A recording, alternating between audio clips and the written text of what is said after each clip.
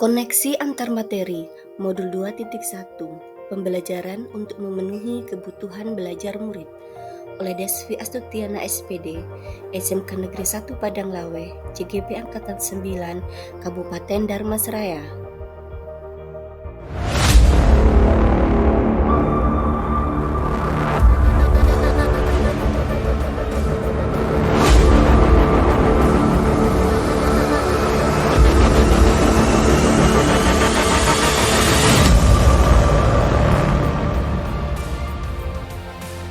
Untuk menciptakan pembelajaran yang dapat memenuhi kebutuhan belajar murid, sebagai seorang guru, kita harus menyadari akan keberagaman dari murid-murid kita.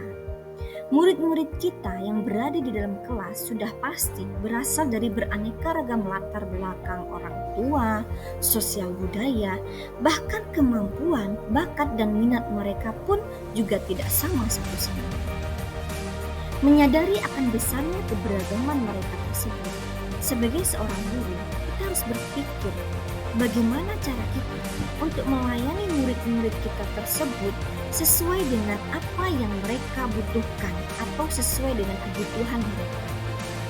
Apabila kita tidak dapat melayani kebutuhan mereka, maka akan dapat terjadi kesenjangan mereka dalam belajar.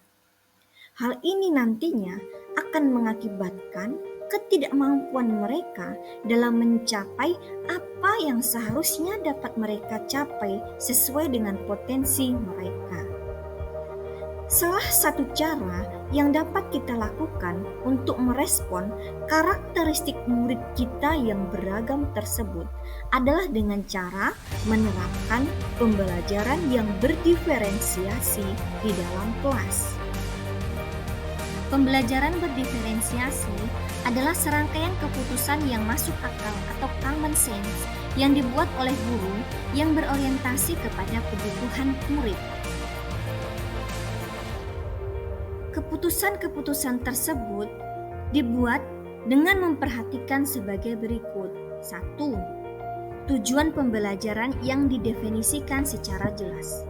Bukan hanya guru yang perlu jelas dengan tujuan pembelajaran tersebut, namun murid juga harus paham dengan dan mengerti apa tujuan pembelajarannya.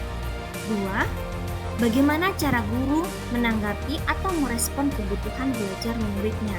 Misalnya, apakah dalam pembelajarannya guru perlu menggunakan sumber yang berbeda, cara yang berbeda, atau penugasan maupun penilaian yang berbeda.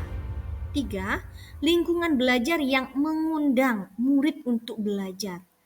Sehingga guru harus berusaha keras bagaimana caranya memastikan bahwa murid-muridnya merasa mereka memiliki dukungan dalam pembelajaran. 4. Manajemen kelas yang efektif, di mana bagaimana guru dapat menciptakan kelas itu efektif meskipun guru melakukan kegiatan-kegiatan yang berbeda dalam upaya melakukan diferensiasi di dalam kelasnya. Terakhir yang kelima, penilaian yang berkelanjutan. Bagaimana guru menggunakan informasi yang didapatkannya dalam proses pembelajaran melalui penilaian formatif yang dilakukannya saat proses pembelajaran untuk menentukan mana murid yang perlu penanganan khusus ataupun mana murid yang sudah mencapai tujuan pembelajaran. Sehingga penilaian tidak berhenti pada pembelajaran saat itu, namun harus ada kelanjutannya atau tindak lanjutnya. Pembelajaran berdiferensiasi haruslah berakar pada pemenuhan kebutuhan belajar murid dan bagaimana guru merespon kebutuhan belajar murid tersebut.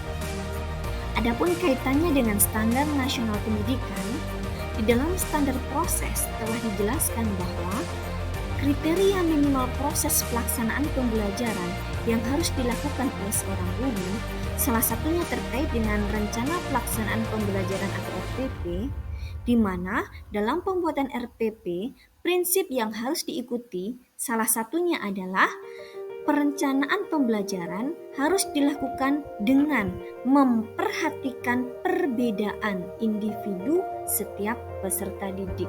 Terlihat bahwa dalam Standar Nasional Pendidikan sudah mengarahkan seorang guru untuk melakukan diferensiasi di dalam proses pembelajaran. Pembelajaran berdiferensiasi bukanlah sebuah proses pembelajaran yang semrawut, di mana gurunya harus membuat beberapa perencanaan pembelajaran sekaligus, di mana gurunya harus berjalan ke sana kemari untuk membantu si A, si B, si C dalam waktu yang bersamaan. Bukanlah seperti itu. Intinya, pembelajaran berdiferensiasi adalah usaha guru untuk menyesuaikan proses pembelajaran di kelasnya dalam rangka memenuhi kebutuhan belajar muridnya. Menurut Tomlinson 2001 di dalam bukunya yang berjudul How to Differentiate Instruction in Mixed Ability Classroom menyampaikan bahwa kita dapat mengkategorikan kebutuhan belajar murid paling tidak berdasarkan 3 aspek, antara lain 1. Kesiapan belajar murid, 2. Minat murid, dan yang ketiga adalah profil belajar murid.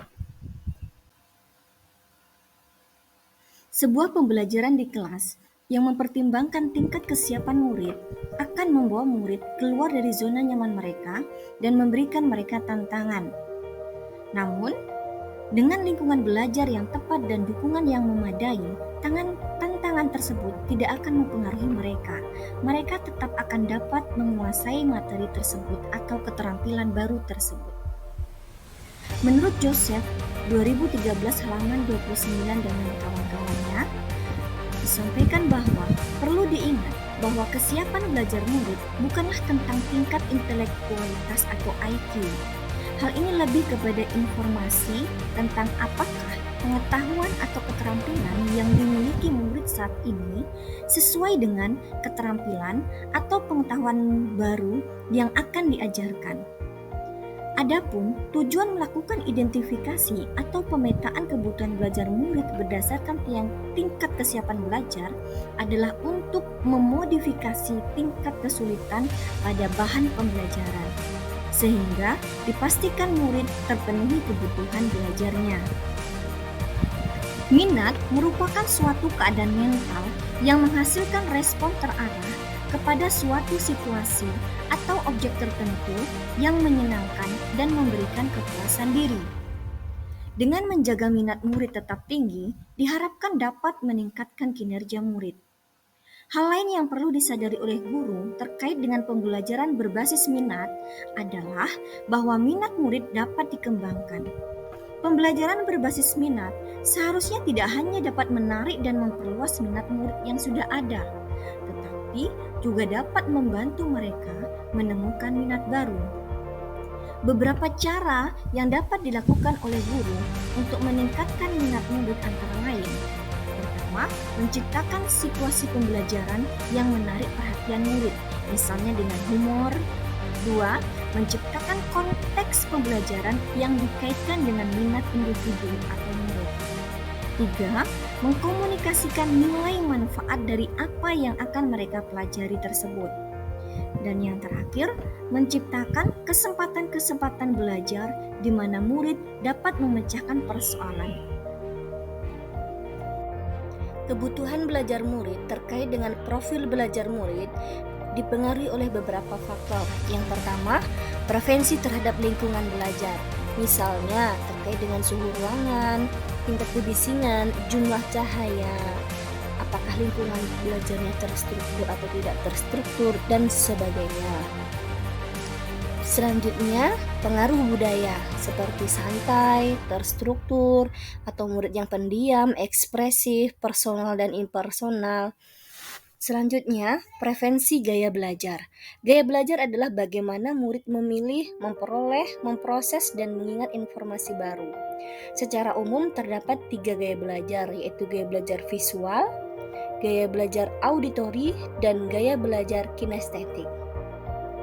Mengingat bahwa murid-murid kita memiliki banyak gaya belajar yang berbeda-beda, maka penting bagi guru untuk berusaha menggunakan kombinasi gaya mengajar. Selanjutnya, yang mempengaruhi profil belajar murid adalah preferensi berdasarkan kecerdasan majemuk atau multiple intelligence. Teori tentang kecerdasan majemuk menjelaskan bahwa manusia sebenarnya memiliki 8 kecerdasan berbeda yang mencerminkan berbagai cara kita berinteraksi dengan dunia. Kecerdasan tersebut antara lain visual spasial, musikal, bodily kinestetik, interpersonal, intrapersonal, verbal linguistik, naturalis, dan logik matematika.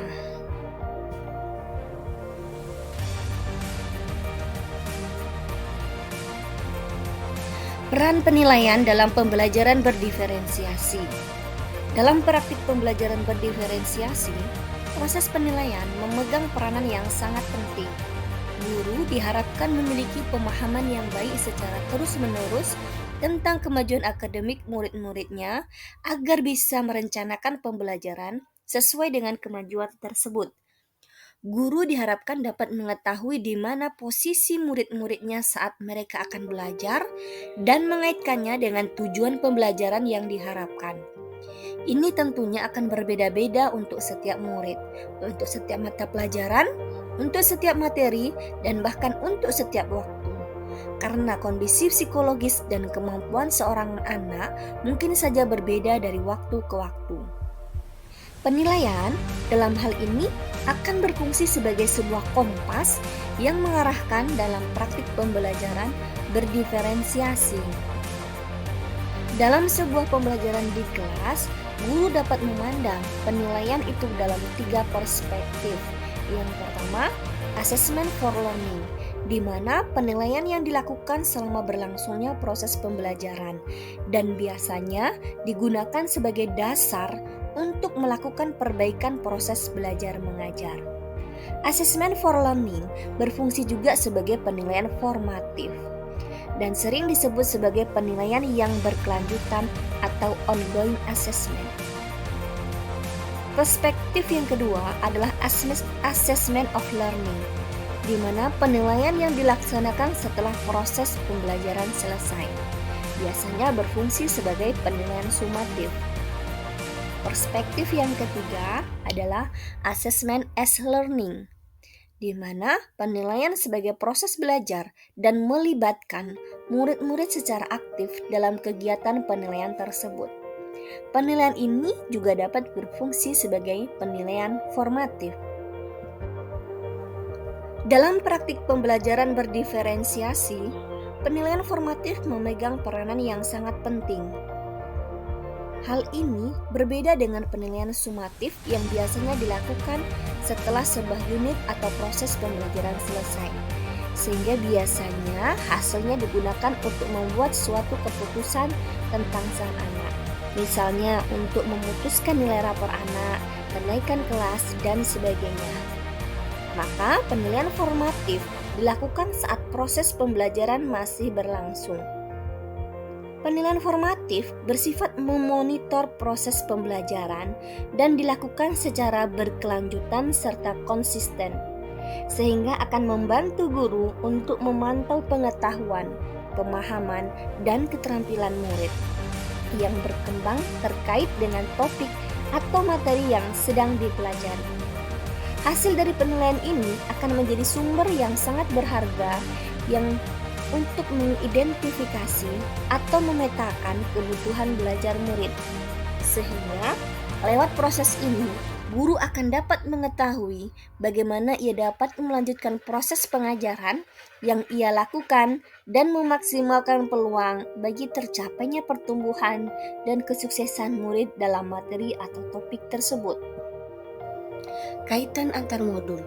Pada modul 2.1 ini, CGP mempelajari tentang pembelajaran yang memenuhi kebutuhan belajar peserta didik, di mana pembelajaran tersebut dapat dilakukan melalui pembelajaran berdiferensiasi. Dengan menggunakan pembelajaran berdiferensiasi, berarti seorang guru sudah memenuhi kebutuhan belajar murid, baik itu kebutuhan murid dalam kesiapannya, minat belajarnya, dan profil belajar murid. Dengan guru sudah memenuhi kebutuhan belajar murid secara tidak langsung, maka pembelajaran yang dilakukan sudah berpusat kepada murid. Pembelajaran yang sesuai dengan kodrat murid seperti falsafah pendidikan yang disampaikan oleh Ki Hajar Dewantara pada modul 1. Demikian paparan materi dari saya. Sekian dan terima kasih.